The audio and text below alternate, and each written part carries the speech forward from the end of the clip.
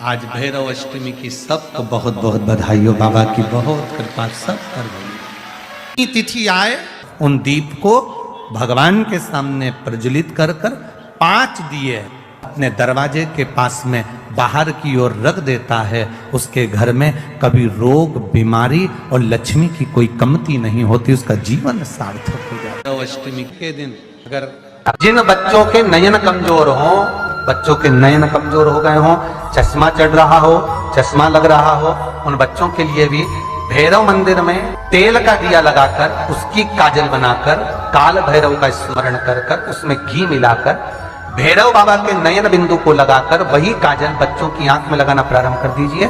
नेत्र की रोशनी अपने आप बढ़ना प्रारंभ। काल भैरव का स्मरण, पर डॉक्टर को जांच जरूर कराना हो, कहीं सीवर वाला हमारा झूठ तो नहीं बोल। काल भैरव भगवान का नाम उच्चारण करना, कैसा भी चर्म रोग हो, कैसी भी बीमारी शरीर की चमड़ी से जुड़ी हुई अगर हो गई है, काल भैरव भगवान का स्मरण फल देता। भैरव भगवान का नाम लेकर जल समर्पित कर कर, माँ भैरवी का स्मरण कर कर जल की धार का स्मरण।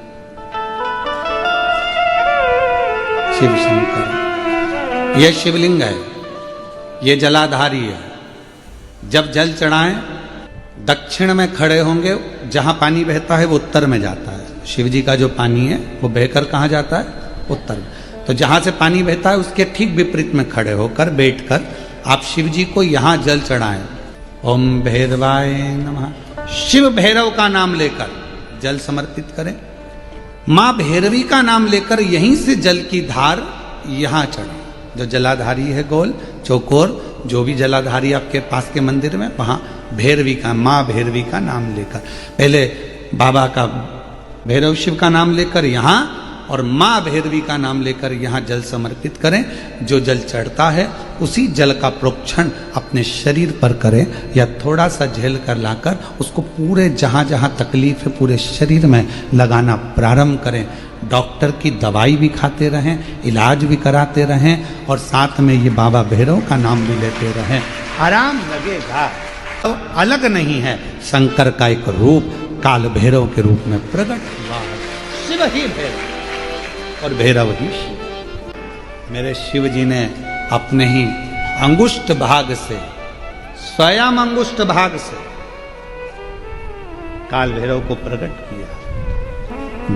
जितना रुद्राक्ष में बल होता है, शिव जी का नयन अश्रु से प्रकट हुआ रुद्राक्ष, वैसा की वैसा ही बल काल भैरव में होता है, भैरव में होता है, बटुक भैरव में होता है,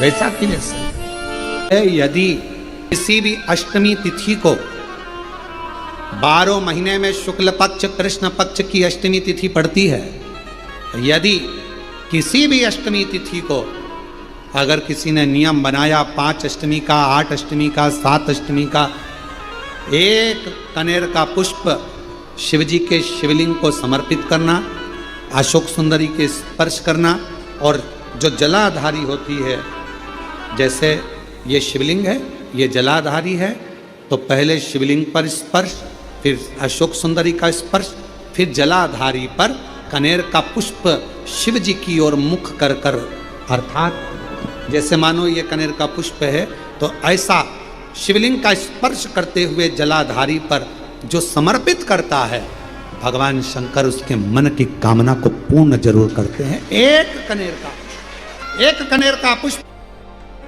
ब्रह्मा जी का सिर कट गया था, काल भैरव को भगवान शंकर ने प्रकट कर दिया था और काल भैरव ने जाकर ब्रह्मा जी को अपने हाथ की उंगली का नख तोड़कर उनका शीश काट दिया।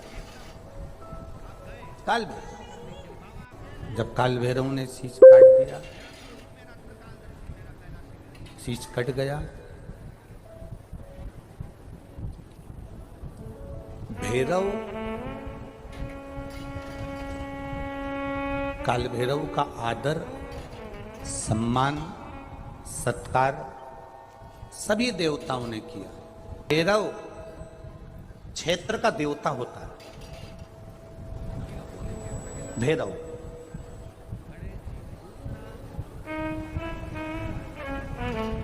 64 तरह के भैरव होते हैं।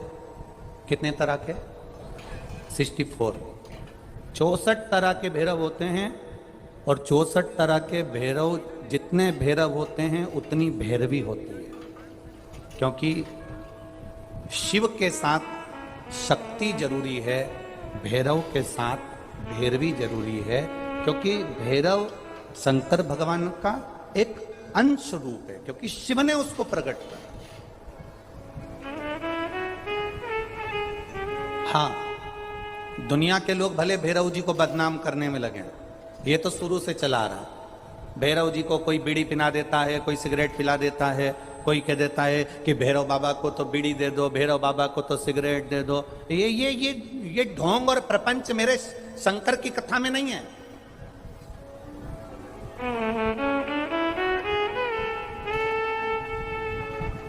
शिव का एक अंश है भैरव। काल भैरव जो प्रकट हुआ वो शंकर भगवान का एक अंश है।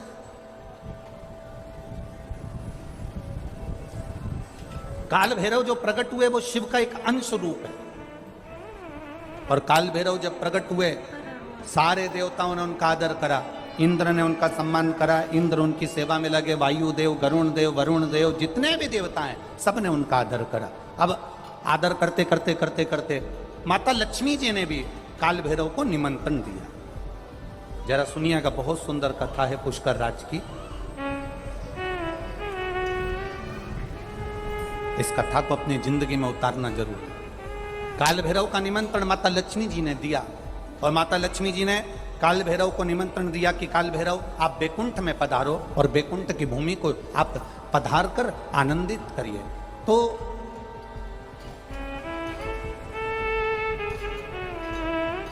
काल भैरव का काम क्या है? काल भैरव का कार्य क्या है? ये यहाँ राजस्थान की भूमि पर तो वैसे भी भैरू जी के मंदिर बहुत है। बोलो सही है कि गलत है? और पूरी दुनिया में जितनी भी, पूरी भारत की भूमि पर दुनिया के लोग कहीं पर भी लें, कहीं पर भी रहें, पर भैरू पूजने के लिए हमारे राजस्थान में आते जरूर हैं। भले वो कभी भी आए, पर राजस्थान में आकर भैरू पूज कर जाते ही। भैरव का काम क्या है? शंकर भगवान ने क्या केवल एक ब्रह्मा जी का सिर काटने के लिए काल भैरव को प्रकट करा? केवल एक कार्य के लिए ब्रह्मा जी ने, भगवान शिव जी ने काल भैरव को प्रकट करा? केवल एक काम के लिए? नहीं। मेरा भोलेनाथ एक कार्य के लिए काल भैरव को कभी प्रकट नहीं कर सकता, क्योंकि मेरे भोलेनाथ ने जब जब जो काम किया है वो संपूर्ण ब्रह्मांड के कल्याण के लिए किया है। इसलिए ब्रह्मा के सिर काटने के लिए, अकेले केवल ब्रह्मा का सिर काटने के लिए भगवान काल भैरव को प्रकट नहीं कर सकते। तब काल भैरव के प्रकट होने का कारण क्या है? भैरव के प्रकट होने का कारण क्या है? भैरू जी के प्रकट होने का कारण क्या है? भैरव प्रकट क्यों हुए हैं? तो शंकर भगवान जब काल भैरव जब नारायण के यहाँ बैकुंठ में गए और भगवान बैकुंठ में जब पहुंचे तो लक्ष्मी जी ने भगवान नारायण से पूछा, प्रभु मेरे मन के संशय को मिटाइए, ये भैरव प्रकट क्यों हुए हैं? केवल ब्रह्मा का सिर काटने के लिए?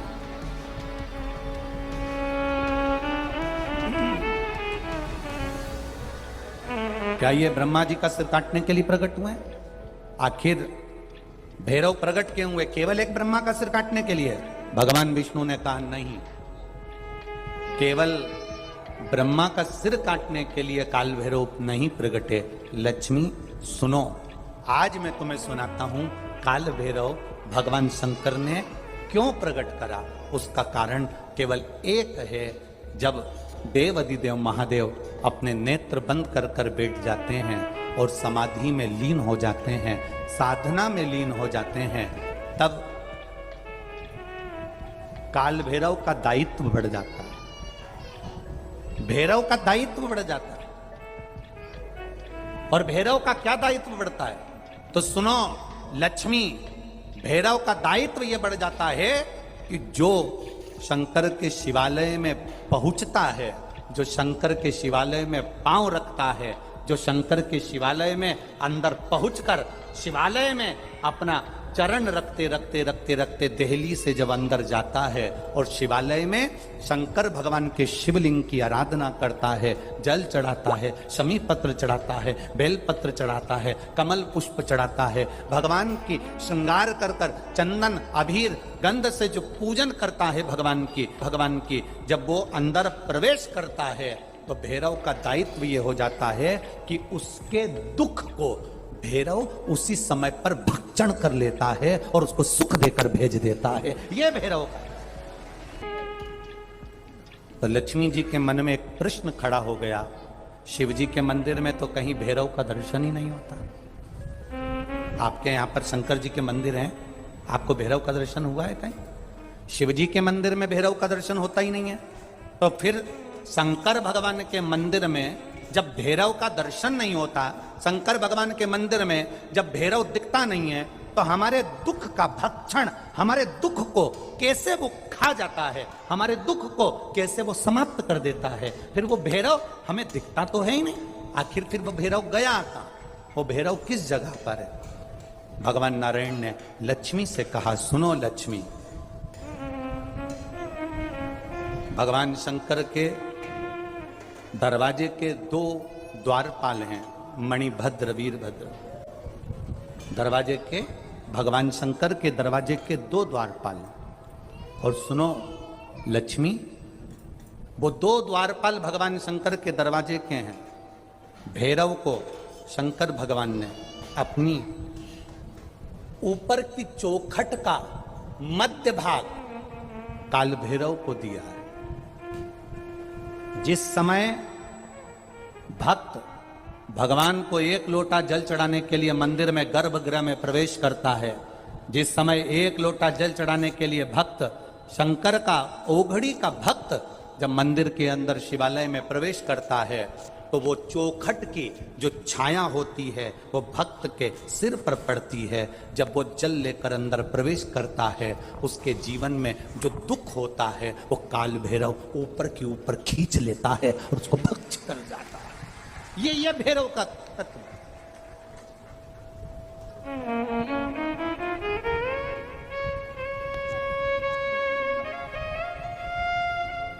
भैरव और भैरवी का कार्य क्या है? आपको सुख देना। भैरव और भैरवी का कार्य क्या है? आपके भीतर यदि अहंकार आ गया, आपके भीतर यदि अभिमान आ गया, आपके भीतर यदि अभिमत्ता आ गई, आपके भीतर यदि कपट आ गया, आपके भीतर यदि बेईमानी आ गई, आपके भीतर यदि प्रपंच आ गया, आपके भीतर यदि काम, वासना, आसक्ति, तृष्णा, लोभ समाहित हो गया, तो भैरव और भैरवी इसको खींच लेते हैं। ये शरीर के अंदर एक तरंग के रूप में प्रवेश कर खींच लेते हैं, भैरव और भैरवी। कि जैसे अष्टमी तिथि या नौमी तिथि किसी भी महीने की, चाहे शुक्ल पक्ष की हो चाहे कृष्ण पक्ष की हो, अष्टमी और नौमी तिथि ये दो तिथियां ऐसी हैं, मान लो तुम्हारा पैसा तुमने किसी को दिया, 5 लाख, 4 लाख, 3 लाख, 10 लाख, 8 लाख, 2 लाख, 50,000, 25,000, 20,000, 40,000, और वो पैसा नहीं दे रहा आपको, आप हार गए कह के कर, फोन लगा कर, भैया दे दे रे, परेशानी है, दे दे रे भैया, हम तो परेशान हो गए, और हार गए, नहीं मिल रहा, बहुत परेशान।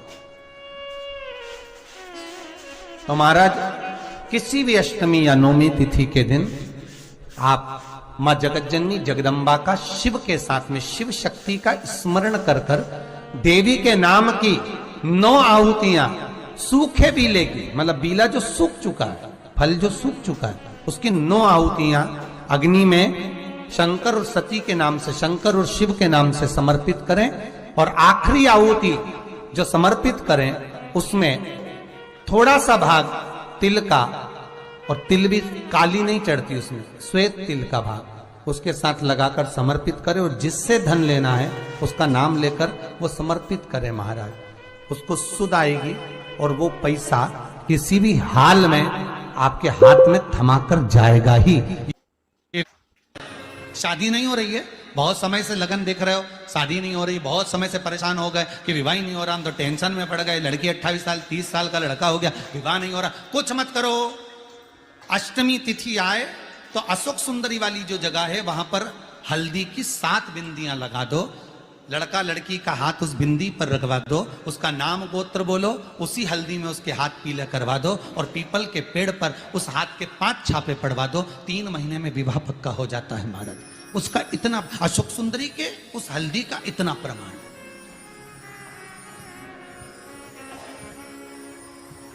3 माह के अंतर्गत विवाह न किए। इतना इतना प्रमाण है महाराज। भगवान शिव की आराधना का कोई साधारण फल है महाराज। महापुराण की कथा यहां तक कहती है, मंदिर में जल चढ़ाने जाओ तो अपने घर से जल लेकर जाओ। मंदिर में तो बाल्टी भरकर रखा रहता है, लोटा भी रखा रहता है, कलश भी रखा रहता है। मंदिर का पानी भरकर, मंदिर की बाल्टी में से जल भरकर शंकर भगवान को नहलाना सरल है। अपने घर से जल लेकर जब जाओगे तो घर का वास्तु दोष, घर का पितृ दोष और घर का काल सर्प दोष तीनों उस लोटे के माध्यम से जाएगा और शिव को समर्पित हो जाएगा। आज फिर निवेदन करूंगा, बेटा बेटी नौकरी के लिए अप्लाई कर रहे हैं, जो बेटा बेटी चाहे सरकारी नौकरी हो, प्राइवेट नौकरी हो, सर्विस के लिए अप्लाई कर रहे हैं, उन बेटा बेटियों से निवेदन है, दुर्वा शिव जी को समर्पित कर कर, केवल दूब जानते हो ना, दुर्वा सब जानते हैं। दुबा जो माला पिनाई थी उसमें बहुत सारी लगी थी, पढ़ी है, हम बताना जरा।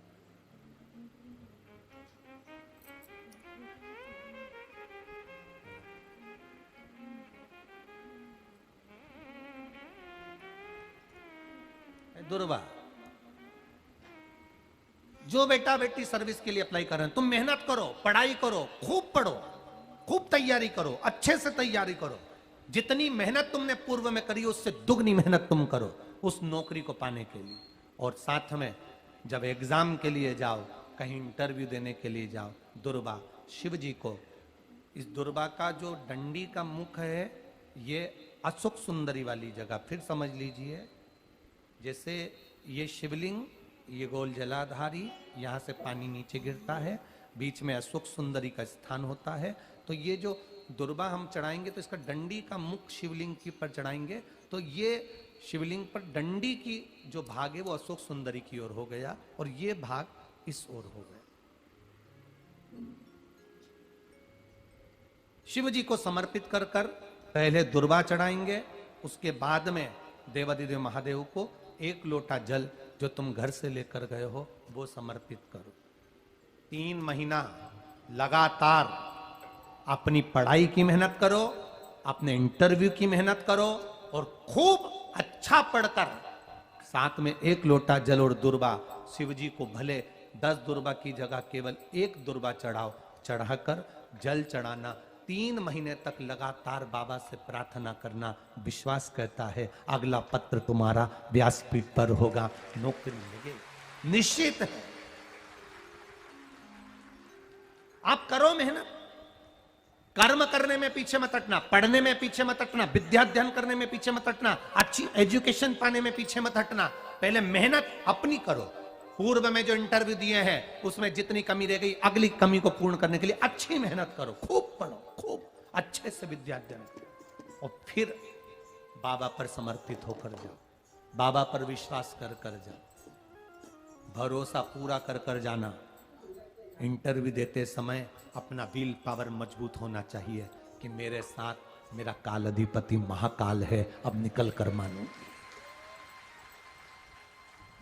हम दुकान खोलते हैं, कपड़े की दुकान खोल रहे हैं, किराने की दुकान खोल रहे हैं, लोहे की दुकान खोल रहे हैं, भंगार की दुकान खोल रहा है, किराना की दुकान खोल रहा है, पान की दुकान खोल रहा है। हम दुकान खोलते हैं पर दुकान खोलने से पहले तुम्हारे 2 मन हो जाते हैं, चलेगी कि नहीं चलेगी, खोल तो लूंगी, चलेगी कि नहीं चलेगी। जिस दिन तुम दुकान खोलो 1 महीने पहले, 2 महीने पहले, 3 महीने पहले बाबा को दुर्वा चढ़ाकर 1 लोटा जल चढ़ाकर नियम बनाकर जाना, 3 महीने बाद मैं दुकान खोल रही हूं, 2 महीने बाद मैं दुकान खोल रही हूं और मेरा विश्वास कहता है दुकान चलेगी। जिस दिन तुमने विचार कर लिया कि दुकान चलेगी कि नहीं चलेगी तो वो नहीं चलेगी। जिस दिन तुमने विचार कर लिया कि दुकान खोल रही हूं, मेहनत करूंगी, दिल से करूंगी, भले मेरे पास ज्यादा माल नहीं है, जितना माल खरीद के लाऊंगी उतना बेच कर बताऊंगी क्योंकि मेरे साथ काल अधिपति महाकाल है, तो वो चलेगी। विश्वास दृढ़ करो, भरोसा पक्का करो। जिस दिन तुम्हारा विश्वास दृढ़ हो गया उस दिन तुम विजय हो गए, उस दिन तुम आनंदता में हो गए। दोस्त कह देते हैं सीए की पढ़ाई बहुत, उस दिन तुम विजय हो गए, उस दिन तुम आनंदता में हो गए। बच्चों का विल पावर कमजोर हो रहा है, दोस्त कह देते हैं सीए की पढ़ाई बहुत कठिन है, इंजीनियरिंग की पढ़ाई बहुत कठिन है, डॉक्टर की पढ़ाई बहुत कठिन है। साथ वाले ऐसे मत ढूंढना जो तुम्हारा विल पावर कमजोर कर दे। ये वाली फैक्ट्री खोलेंगे तो हो सकता है नुकसान हो जाए, इसलिए ये फैक्ट्री खोलने का मन नहीं हो रहा है। फैक्ट्री का सेटअप जम गया, सब कुछ जम गया, और मालूम पड़े, विचार करा कौन चलाएगा, कैसे होगा, कैसे चलेगी, तो वो फैक्ट्री कभी नहीं चलेगी। तुमने सोच लिया कि अपने क्षेत्र में नहीं है, मेहनत करूंगा, चार चांद लगाऊंगा, कहीं पर भी जाऊंगा, पर जीत कर बताऊंगा, तो वो फैक्ट्री भी भग दौड़ेगी। निश्चितता है आपका विल पावर कमजोर नहीं होना चाहिए। आप कैसे कमजोर हो जाओ? शंकर भगवान का भक्त कभी कमजोर नहीं पड़ता, शिव का भक्त कभी कमजोर नहीं पड़ता। आप उतनी मेहनत पूर्ण करो। जिसके घर में 20 साल संतान नहीं हुई, जिसके घर में 10 साल संतान नहीं हुई, जिसके घर में 17 साल, 18 साल, 25 साल, 30 साल संतान नहीं हुई, डॉक्टरों ने कह दिया था औलाद नहीं होगी। चाहते तो विल पावर मजबूत हो जाता, कमजोर हो गया, विचार कर लिया संतान नहीं होगी, सब दूर दिखाया संतान नहीं होगी, आखिरी में तुमने विश्वास पक्का कर लिया कि टीवी पर कथा सुनी, शिव पुराण में कहा होगा। जब उसको भगवान ने 17 साल में संतान दी है, तो मुझे तो 4 साल शादी के हुए हैं, 5 साल हुए हैं, मेरा बाबा मेरी झोली भरेगा। विल पावर मजबूत हुआ और बाबा ने औलाद दे दी। तुम विश्वास पक्का करो, दड़ी बनाओ, अपने विश्वास को दड़ी बनाओ। जिस दिन तुम्हारा विश्वास दड़ी हो गया, उस दिन तुम्हें कहीं डोलना नहीं पड़ेगा। शंकर तुम्हारे साथ में कदम से कदम मिलाकर चलेगा। दुकान डालो, चाहे फैक्ट्री डालो, चाहे व्यापार करो, चाहे पढ़ाई करो, दिल से करो, खूब दमदारी से उतरो। उसके बाद में फिर शिव जी पर एक बेल पत्र या एक, जम के बोलो, क्या ये दुर्वा, एक दुर्वा,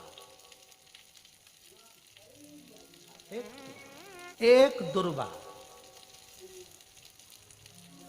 एक सबसे पहली दुर्वा, सबसे पहली दुर्वा गणेश जी को, और सबसे पहली दुर्वा शंकर जी को किसने समर्पित करी थी? किसने दी थी? कौन का विल पावर कमजोर हो गया था? कौन का विल पावर कमजोर हो गया था? कौन अपने आप को कमजोर समझने लगा था? कौन था जिसके पास सब कुछ था और उसके बाद भी उसका मन उदास हो गया था? वो था कुबेर, धनपति कुबेर, जिसके पास में सत्ता की कमी नहीं थी, बेबहू की कमी नहीं थी, धन की कमी नहीं थी, संपदा की कमी नहीं थी। वो कुबेर जो एक जगह बैठ जाए तो लोगों का कुबेर का भंडार भर दे। वो कुबेर का जब खजाना कम हुआ, भंडारा कम हुआ, अंत में उसकी आंख से जब आंसू बहा, तब कुबेर एक दुर्वा लेकर महादेव के पास पहुंचा और महादेव ने एक दुर्वा देकर रिद्धि सिद्धि के हाथ गणेश जी के पास पहुंचाया। कुबेर से कहा, तू अपनी मेहनत कर, तूने दुर्वा दी है, ये दुर्वा तुझे वापस कुबेर अधिपति बनाकर छोड़ेगी। और छोड़ा। एक दुर्वा में वो बल होता है जो उसके विल पावर को मजबूत कर देती, संपदा को मजबूत कर देती, उसकी सत्ता को मजबूत कर देती, उसके बेबहू को मजबूत कर देती। दुर्वा।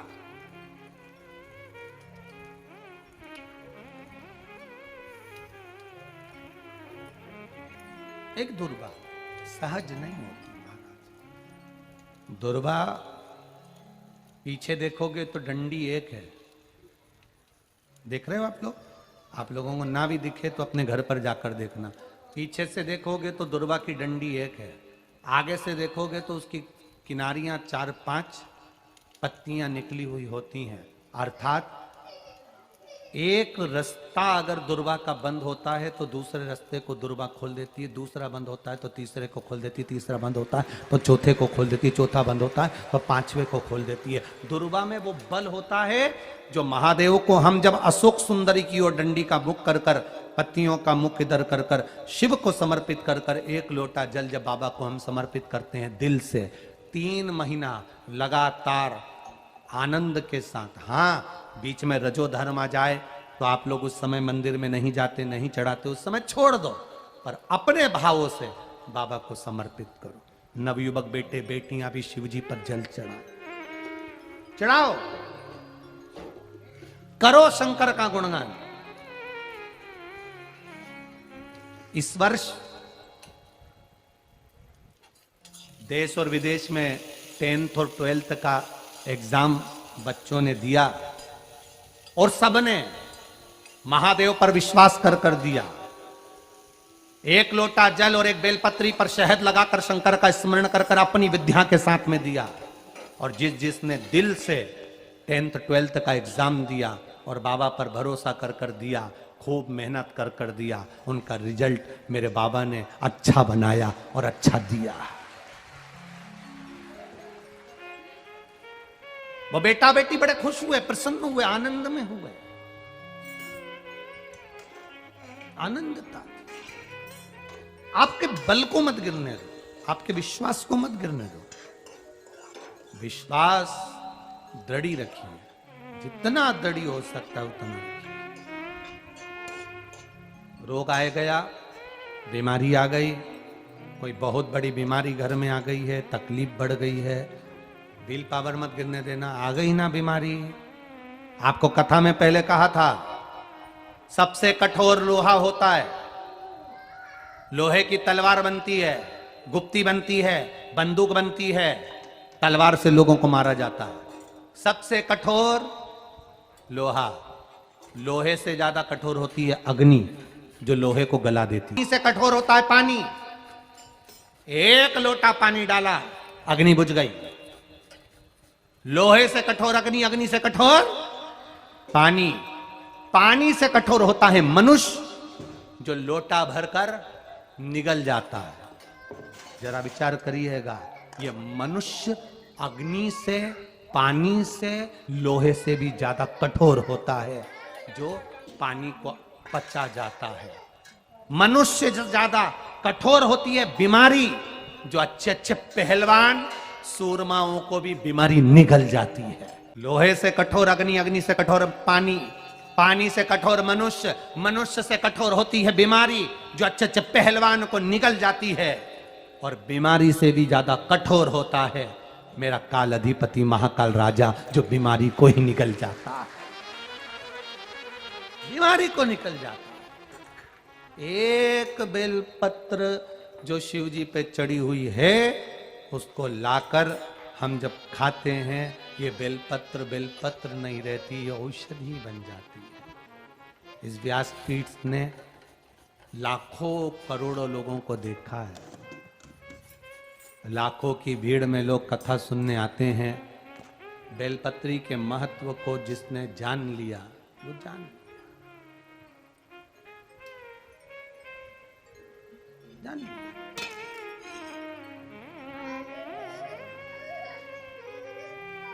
जिसने खाया उसको मालूम पड़ा।